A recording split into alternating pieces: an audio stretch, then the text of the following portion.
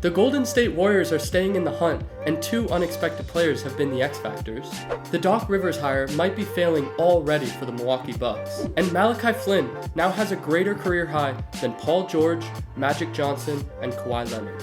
Hello and welcome to Hoops Weekly Rewind, a show that will recap the last week in the NBA in 12 minutes or less. Let's start off with some hot teams. The Warriors went 4-0, with a win in Orlando and at home against the Mavericks, who had been 11-1 in their last 12 games. After a 5-game win streak, they're now 3 games ahead of the Rockets for 10th place, but still 2 back from the Lakers for 9th place in the Western Conference.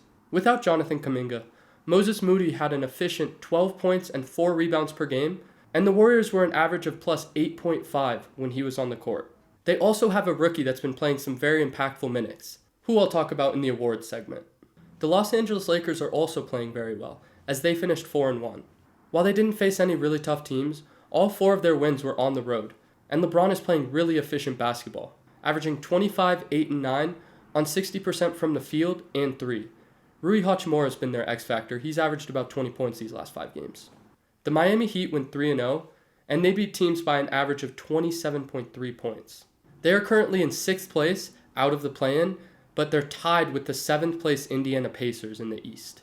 I'll be talking about their standout of the week later in the awards as well. Now on to the losing side of things. The Milwaukee Bucks went 1-3, and they lost to the Washington Wizards, and they followed it up by losing to the Memphis Grizzlies at home. Both of those games were without Damian Lillard, but those are inexcusable losses at this point in the season. They're still in 2nd place in the Eastern Conference, but they're 13 games behind the Boston Celtics, and the Cavaliers are only a game and a half behind them. This final stretch will be super important to them. I hope they can get it back under control.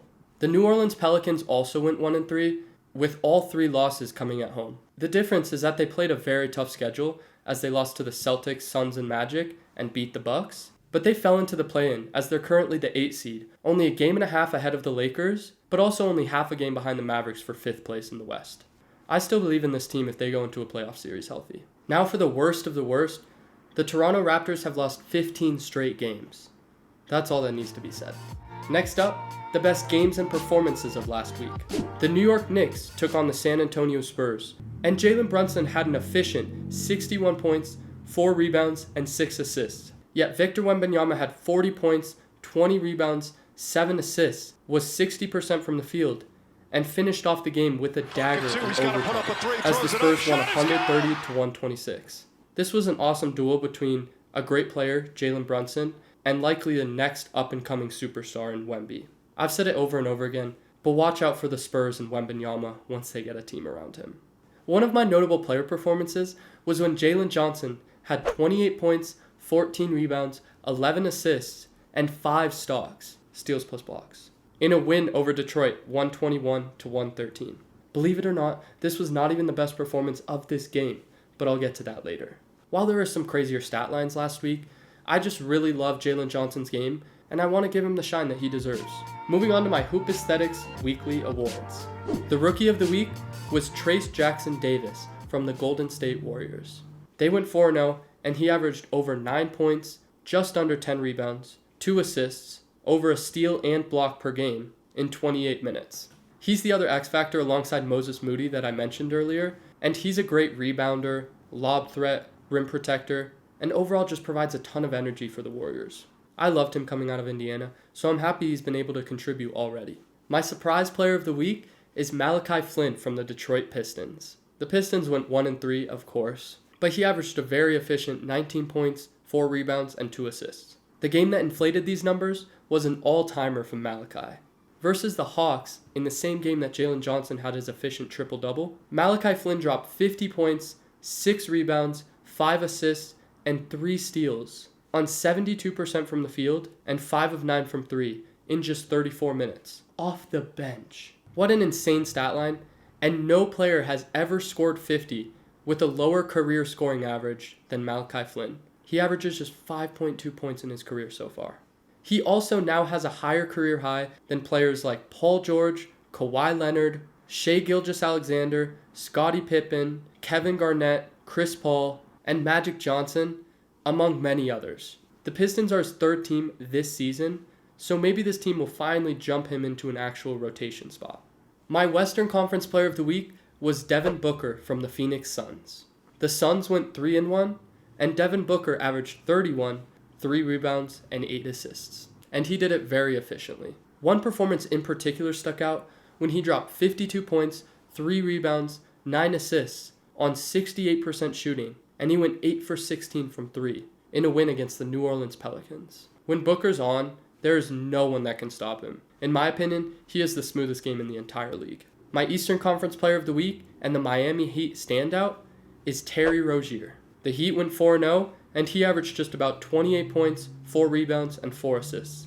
Miami acquired him during the season, and it's really nice to see him playing so well there. I can't wait to watch them match up with anyone in the playoffs. Heat culture is different, and Terry Rozier could easily be one of those X factors that helps them win a huge series.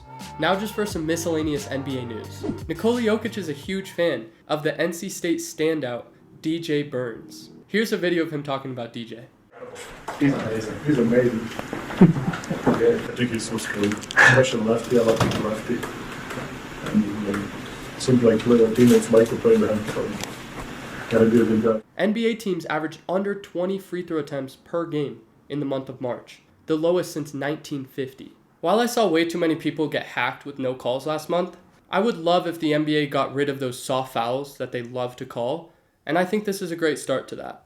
I have to have a quick, honest conversation about Draymond Green now. It's clear to me that the therapy he went through did not work because he's still doing something insane every 5 games or so. Just 4 minutes into a big game last week against the Orlando Magic, he was ejected because he was arguing a random foul call. The refs gave him countless options to stop. Steph Curry urged him, his teammates urged him, his coaches urged him, but Draymond Green just kept pushing like he's been doing his entire career.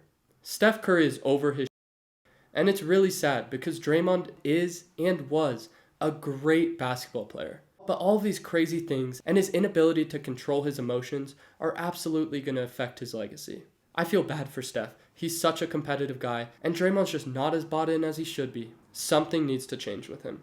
Now for an injury update on Julius Randle. After 2 months of trying to rehab his shoulder and come back for playoffs, he officially underwent season-ending surgery. Of course, he's a huge part of their success, but I would not count out the New York Knicks as long as they're healthy apart from Julius Randle. They're 15-2 with OG Anunoby, so as long as they get him back, I'm confident about their chances against any team except for the Boston Celtics in the East. Lastly, I'm going to talk about some of my favorite games of next week. First up, Oklahoma City taking on the Indiana Pacers on Friday, April 5th. The Pacers are tied for 6th place in the East with the Miami Heat, so they're trying to stay out of the play-in, and OKC is just 1 game behind the Western Conference 1 seed. These are also 2 young and very fun teams to watch. Keep an eye out for this game. Next up, the Golden State Warriors at the Dallas Mavericks, also on Friday, April 5th. The Warriors will likely stay in that 10 spot, but the Mavericks are in the thick of the 5 to 8 seed race, with 4 other teams in the Western Conference. This is also a matchup of 2 of the best players in the league, Luka Doncic and Steph Curry. I think has a chance to be an amazing game to watch. The Boston Celtics are taking on the Milwaukee Bucks on Tuesday, April 9th. While the Celtics are safely in that first spot, the Milwaukee Bucks are still trying to hold on to that 2 seed. I would love to see them put up a fight going into the playoffs and look at least a tiny bit like a contender. Now, my most anticipated game of next week is the Minnesota Timberwolves taking on the Denver Nuggets on Wednesday, April 10th. These teams are currently tied atop the Western Conference, and this game could very well decide the winner of the 1 seed. It's going to be a great matchup, and it is definitely going to have a playoff atmosphere. This game is a must-watch. Thank you so much for watching this week's episode of Hoops Weekly Rewind. I hope you enjoyed, and if you did, please like and subscribe, as that will help this channel out a ton.